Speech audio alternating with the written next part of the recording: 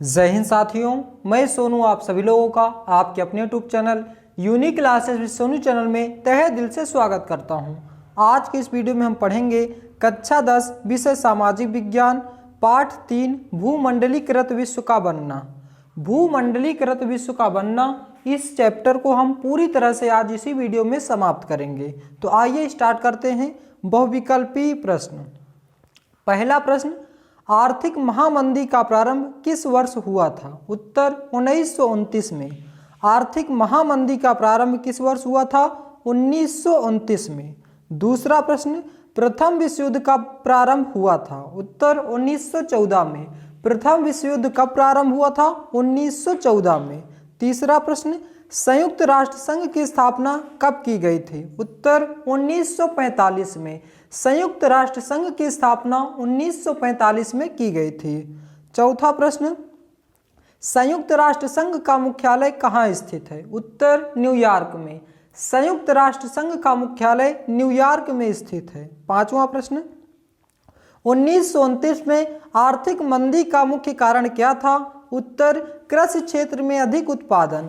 आर्थिक मंदी का मुख्य कारण क्या था? कृषि क्षेत्र में अधिक उत्पादन था। छठवां प्रश्न, ब्रिटेन वुड्स नामक संस्था निम्नलिखित में से कहाँ स्थित थी? उत्तर अमेरिका में।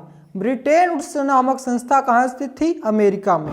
सातवां प्रश्न, विश्व व्यापार संगठन कहाँ पर हुआ था? उत्तर जिनेवा में। विश्व व्यापार संगठन कहाँ हुआ था? जिनेवा में। ब्रिटेन में कार्न कानून समाप्त करने का क्या कारण था? उत्तर उद्योगपतियों एवं शहरी लोगों का विरोध। उद्योगपतियों एवं शहरी लोगों का विरोध ब्रिटेन में कार्न कानून समाप्त करने का मुख्य कारण था। 1944 में ब्रिटेन वुड्स से सम्मेलन कहाँ आयोजित हुआ था? उत्तर अमेरिका में। 1944 में ब्रिटेन वुड्स सम्मेलन कहाँ आयोजित हुआ था? अमेरिका में।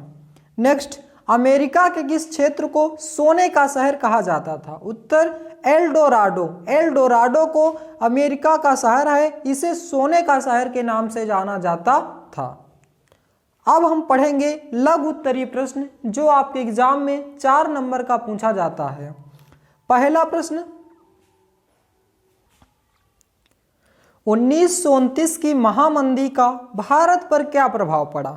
अथवा प्रथम विश्व युद्ध के पश्चात होने वाली आर्थिक महामंदी का भारत पर क्या प्रभाव पड़ा? अथवा भारतीय अर्थव्यवस्था पर वैश्विक आर्थिक महामंदी के किन्हीं 3 परिणामों का उल्लेख कीजिए। यह प्रश्न 3 प्रकार से आपसे पूछा जाएगा, और जब पूछा जाएगा तो आप आसानी से लिख पाएंगे। इसलिए क्वेश्चनों को अच्छे से पढ़ लीजिए, क्योंकि एक एक क्वेश्चन 2-2, 3-3 प्रकार से एग्जाम में पूछता है, तो वहां पे आपको कंफ्यूज नहीं होना है। तो इसका उत्तर क्या हो जाएगा? महामंदी के दौरान जब अंतर्राष्ट्रीय बाजारों में उत्पादनों के दाम घटने लगे तो यहाँ की फसलों के दाम भी बहुत कम हो गए थे। दूसरा परिणाम यह हुआ कि साल 1928 से 1934 के बीच भारत में गेहूं की कीमत 50% तक कम हो गई थी। तीसरा, आयात निर्यात घटकर करीब आधा रह गया था। चौथा, कृषि उत्पादों की कीमत तेजी से गिरने के बावजूद किसानों और काश्तकारों को सरकार ने लगान वसूली में छूट देने से इनकार कर दिया था। तो इस प्रकार से आप इसका उत्तर लिखेंगे। दूसरा प्रश्न, प्रथम विश्व युद्ध के किन्हीं 3 परिणाम का उल्लेख कीजिए। उत्तर प्रथम विश्व युद्ध के परिणाम, प्रथम विश्व युद्ध की घटना ने यूरोप को ही नहीं बल्कि संपूर्ण विश्व की, यहाँ पे आपको हेडिंग डालना है प्रथम विश्व युद्ध के परिणाम। ये हेडिंग था, ब्लैक करना भूल गए हैं। यहाँ पे आपको हेडिंग डालना है प्रथम विश्व युद्ध के परिणाम। फिर यहाँ से लिखना है प्रथम विश्व युद्ध की घटना ने यूरोप को ही नहीं बल्कि संपूर्ण विश्व की आर्थिक, राजनीतिक, सामाजिक दशा को ही बदल दिया। इन राजनीतिक, आर्थिक एवं सामाजिक परिणाम का उल्लेख निम्नलिखित है। पहला, राजनीतिक परिणाम। राष्ट्रीय एवं अंतर्राष्ट्रीय राजनीति पर विश्व युद्ध का अनेक तरीकों से प्रभाव पड़ा। राजनीतिक परिणामों ने संपूर्ण विश्व की व्याख्या ही बदल दी। दूसरा, आर्थिक परिणाम। प्रथम विश्व युद्ध के पश्चात विश्व के सभी राष्ट्रों को महान आर्थिक क्षति का सामना करना पड़ा, जिसमें प्रत्यक्ष रूप से लगभग 10 खरब रुपए तथा अप्रत्यक्ष रूप से किए गए व्यय का तो अनुमान लगाना असंभव ही प्रतीत होता है। तीसरा, सामाजिक परिणाम। प्रथम विश्व युद्ध के पश्चात कई सामाजिक परिणाम भी प्रत्यक्ष एवं अप्रत्यक्ष रूप से सामने आए, जैसे ही जनहानि, महिलाओं के सामाजिक स्तर में सुधार आदि। ये सभी मुख्य कारण थे। तीसरा प्रश्न, कॉर्न लॉ निरस्त होने के बाद ब्रिटेन की खाद्य समस्या का हल किस प्रकार हुआ, स्पष्ट करें। उत्तर, कॉर्न लॉ के निरस्त होने के बाद ब्रिटेन की खाद्य समस्या लगभग हल हो गई। अब कीमत पर लोगों के लिए खाद्य पदार्थों का आयात करना संभव हो गया। दूसरा, आयातित खाद्य पदार्थों की कीमत ब्रिटेन में उत्पादित खाद्य पदार्थों से भी कम थी। तीसरा, खाद्य पदार्थों की कीमत में गिरावट आने से ब्रिटेन में उपयोग का स्तर बढ़ गया था। चौथा प्रश्न, ब्रिटेन वुड्स से समझौते का क्या अर्थ है, इसका उद्देश्य क्या था। ब्रिटेन वुड्स समझौते का क्या अर्थ है, इसका क्या उद्देश्य था। उत्तर, युद्धोत्तर अंतर्राष्ट्रीय आर्थिक व्यवस्था का मुख्य उद्देश्य यह था कि औद्योगिक विश्व में आर्थिक स्थिरता एवं पूर्ण रोजगार बनाए रखा जाए। इस फ्रेमवर्क पर जुलाई 1944 में अमेरिका स्थित न्यू हैम्पशर के ब्रिटेन वुड्स नामक स्थान पर संयुक्त राष्ट्र मौद्रिक एवं वित्तीय सम्मेलन में सहमति बनी थी और इसी को ब्रिटेन वुड्स समझौते के नाम से जाना जाता है। सदस्य देशों के विदेश व्यापार में लाभ और घाटे से निपटने के लिए ब्रिटेन वुड्स सम्मेलन में ही अंतर्राष्ट्रीय मुद्रा कोष की स्थापना की गई थी। युद्धोत्तर पुनर्निर्माण के लिए पैसे का इंतजाम करने के वास्ते अंतर्राष्ट्रीय पुनर्निर्माण एवं विकास बैंक का गठन किया गया। इसी वजह से विश्व बैंक और IMF को ब्रिटेन वुड्स संस्थान या ब्रिटेन वुड्स ट्विन भी कहा जाता है। इसी आधार पर युद्धोत्तर अंतर्राष्ट्रीय आर्थिक व्यवस्था को अक्सर ब्रिटेन वुड्स व्यवस्था भी कहा जाता है। तो ये था हमारा लघु उत्तरी प्रश्न, जिसको हमने विस्तार पूर्वक पढ़ा। अब हम पढ़ेंगे विस्तृत उत्तरी प्रश्न, जो आपके एग्जाम में 6 नंबर का पूछा जाता है। पहला मोस्ट इंपॉर्टेंट प्रश्न है हमारा, वैश्विक आर्थिक महामंदी के किन्हीं 3 कारण का उल्लेख कीजिए, अथवा महामंदी से क्या आशय है, इसके 2 मुख्य कारण बताइए या इसके 2 प्रभाव लिखिए, अथवा प्रथम विश्व युद्ध के पश्चात होने वाली आर्थिक महामंदी का भारत पर क्या प्रभाव पड़ा। उत्तर, विश्वव्यापी मंदी की शुरुआत 1929 से 30 दशक के मध्य तक यह संकट का 30 दशक में हुई थी और 30 दशक के मध्य यह संकट बना रहा। इस अवधि में विश्व के ज़्यादातर हिस्सों में उत्पादन, रोजगार आया और व्यापार ने बड़े पैमाने पर गिरावट दर्ज की। कृषि क्षेत्र और समुदायों पर इसका सर्वाधिक प्रभाव पड़ा। महामंदी के प्रमुख कारण इस प्रकार हैं। पहला, कृषि के क्षेत्र में अति उत्पादन के कारण कृषि उत्पादों की कीमत निरंतर गिरती चली गई और खरीदारों के अभाव में कृषि उपज पड़ी सड़ने लगी। दूसरा, 1920 के दशक के मध्य बहुत से देश ने अमेरिका से जुड़े लेकर अपनी निवेश संबंधी आवश्यकताओं को पूरा किया था। अब आपको हेडिंग डालना है, महामंदी का भारतीय अर्थव्यवस्था पर प्रभाव। पहला प्रभाव, महामंदी के दौरान जब अंतर्राष्ट्रीय बाजारों में उत्पादों के दाम घटने लगे तो यहाँ की फसलों के दाम भी बहुत कम हो गए थे। दूसरा परिणाम यह हुआ कि साल 1928 से 1934 के बीच भारत में गेहूं की कीमत 50% तक कम हो गई थी। तीसरा, आयात निर्यात घटकर करीब आधा रह गया था।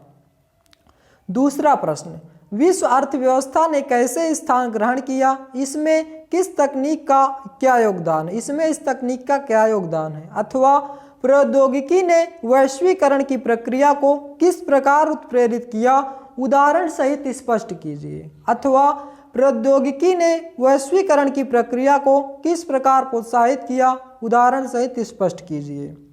उत्तर, विश्व अर्थव्यवस्था से प्रायः विश्व के संपूर्ण देश की अर्थव्यवस्था पर आधारित अर्थव्यवस्था का बोध होता है। इस प्रकार वैश्विक अर्थव्यवस्था को विश्व समाज की अर्थव्यवस्था कह सकते हैं, जबकि राष्ट्रीय अर्थव्यवस्थाएं स्थानीय अर्थव्यवस्थाएं कहलाती हैं। द्वितीय विश्व युद्ध के बाद के काल में पुनर्निर्माण का कार्य दो बड़े प्रभावों के साथ आगे बढ़ा।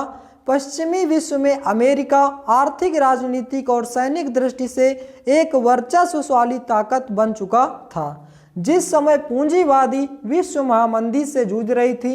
इस दौरान सोवियत संघ के लोगों ने अपने देश को एक पिछड़े खेतिहर देश की जगह एक विश्व शक्ति की हैसियत से ला खड़ा किया था। 70 के दशक से के अंतिम वर्षों से बहुराष्ट्रीय कंपनियां भी एशिया के ऐसे देश में उत्पादन केंद्रित करने लगी जहां वेतन कम थे। इसके फलस्वरूप विश्व बाजारों पर अपना प्रभुत्व कायम करने के लिए प्रतिस्पर्धा कर रही थी। विदेशी बहुराष्ट्रीय कंपनियां ने वहां जमकर निवेश करना प्रारंभ कर दिया था। रेलवे, भाप के जहाज, टेलीग्राफ, यह सब तकनीकी बदलाव बहुत महत्वपूर्ण रहे। औपनिवेशीकरण के कारण यातायात परिवहन साधनों में भारी सुधार किए गए। तेज चलने वाली रेलगाड़ियां बनी, बोगियों का भार कम किया गया, जलपोतों का आकार बढ़ा, जिससे किसी भी उत्पाद को खेतों से दूर दूर के बाजारों में कम लागत पर अधिक सफलता से पहुंचाया जा सके। तीसरा प्रश्न है हमारा, 19वीं शताब्दी में अंतर्राष्ट्रीय अर्थशास्त्रियों द्वारा बताए गए 3 प्रकार के प्रभाव की व्याख्या कीजिए। उत्तर, अर्थशास्त्रियों ने अंतर्राष्ट्रीय आर्थिक विनिमय में 3 तरह की गतियों का प्रवाह का उल्लेख किया था। पहला, व्यापार का प्रवाह। उत्तर, यह प्रवाह 19वीं शताब्दी में मुख्य रूप से वस्तुओं जैसे कपड़ा, गेहूं आदि के व्यापार तक ही सीमित था। दूसरा, श्रम का प्रवाह। इस प्रवाह में लोग काम या रोजगार की तलाश में एक स्थान से दूसरी जगह जाते थे। तीसरा, पूंजी का प्रवाह। इस प्रवाह में अल्प एवं दीर्घ अवधि के लिए दूर दराज के क्षेत्र में निवेश किया जाता है। उपरोक्त तीनों प्रवाह एक दूसरे से संबद्ध थे और तत्कालीन जनजीवन को प्रभावित करते थे। भारत और भारतीयों से संबंधित 3 प्रकार की गतिविधियों के 3 उदाहरण इस प्रकार हैं। नंबर 1, वस्तुओं के प्रवाह का उदाहरण। भारत के अपने पड़ोसी देशों से अच्छे व्यापारिक संबंध थे। भारत से गेहूं, सूती, ऊनी, रेशमी कपड़े, मसाले, कपास आदि विदेश भेजे जाते थे। ब्रिटिश काल में भारत में अफीम की खेती बड़े पैमाने पर की जाती थी और इसका निर्यात चीन को किया जाता था। नंबर बी, श्रम के प्रवाह का उदाहरण। 19वीं शताब्दी में असंख्य भारतीय कारीगरों, इंजीनियरों, श्रमिकों को विदेशों में बागानों, खादानों, सड़क निर्माण और रेल परियोजनाओं में काम करने के लिए ले जाया जाता था। गिरमिटिया मजदूर के अनुबंध में यह शर्त रहती थी कि श्रमिक 5 वर्ष का अनुबंध पूरा करके ही अपने देश वापस लौट सकेंगे। यानी कि जितने भी भारतीयों को बाहर विदेश ले जाया जाता था तो एक गिरमिटिया समिति थी, वो समिति निर्धारित करती थी कि कोई भी मजदूर कम से कम 5 साल के पहले अपने देश वापस नहीं आ पाएगा। नंबर सी, पूंजी के प्रवाह का उदाहरण। भारतीय साहूकारों और महाजनों ने मध्य और दक्षिण पूर्व एशिया में निर्यातमुखी कृषि के लिए ऋण दिए। इसके लिए वे या तो स्वयं का धन निवेश करते थे या यूरोपीय बैंक से ऋण लेते थे। चौथा प्रश्न, ब्रिटेन वुड्स समझौते का क्या उद्देश्य था, अथवा ब्रिटेन वुड्स समझौते के कारणों तथा उद्देश्यों का उल्लेख कीजिए। ब्रिटेन और ट्विन किसे कहा जाता है, उत्तर लिखिए। उत्तर, युद्धोत्तर अंतर्राष्ट्रीय आर्थिक व्यवस्था का मुख्य उद्देश्य यह था कि औद्योगिक विश्व में आर्थिक स्थिरता एवं पूर्ण रोजगार बनाए रखा जाए। इस फ्रेमवर्क पर जुलाई 1944 में अमेरिका स्थित न्यू हैम्पशर के ब्रिटेन वुड्स नामक स्थान पर संयुक्त राष्ट्र मौद्रिक एवं वित्तीय सम्मेलन की सहमति बनी थी। इसी को ब्रिटेन वुड्स समझौते के नाम से जाना जाता है। सदस्य देशों के विदेश व्यापार में लाभ और घाटे से निपटने के लिए ब्रिटेन वुड्स सम्मेलन में ही अंतर्राष्ट्रीय मुद्रा कोष की स्थापना की गई थी। युद्धोत्तर पुनर्निर्माण के लिए पैसे का इंतजाम करने के वास्ते अंतर्राष्ट्रीय पुनर्निर्माण एवं विकास बैंक का गठन किया गया। इसी वजह से विश्व बैंक और IMF को ब्रिटेन वुड्स स्थान या ब्रिटेन वुड्स ट्विन भी कहा जाता है। इसी आधार पर युद्धोत्तर अंतर्राष्ट्रीय आर्थिक व्यवस्था को अक्सर ब्रेटन वुड्स व्यवस्था भी कहा जाता है। तो दोस्तों, ये था हमारा आज का महत्वपूर्ण चैप्टर, जिसको हमने पूरे विस्तार से अध्ययन किया। आशा करता हूँ दोस्तों कि यह चैप्टर आपको पूरी तरह से इसी वीडियो में क्लियर हो गया होगा। चैप्टर 3 को हमने पूरे विस्तार पूर्वक पढ़ा। पहले बहुविकल्पीय प्रश्न, फिर लघु उत्तरी, फिर विस्तृत उत्तरी प्रश्न। तो इस प्रकार से यह चैप्टर आज यहीं पे आपका पूरी तरह से समाप्त होता है। हम लोग 3 चैप्टर समाप्त कर चुके हैं। यदि आपने पिछले वीडियो नहीं देखे हैं तो प्लेलिस्ट में जाके उसे देख सकते हैं। तो आज का वीडियो हमारा कैसा लगा, इसका जवाब आप हमें कमेंट बॉक्स में दें। यदि आप हमारे चैनल पे नए हैं तो चैनल को सब्सक्राइब करें, वीडियो को लाइक करें और ज़्यादा से ज़्यादा शेयर करें। Thanks for watching my video. मिलते हैं नेक्स्ट वीडियो में। जय हिंद, जय भारत।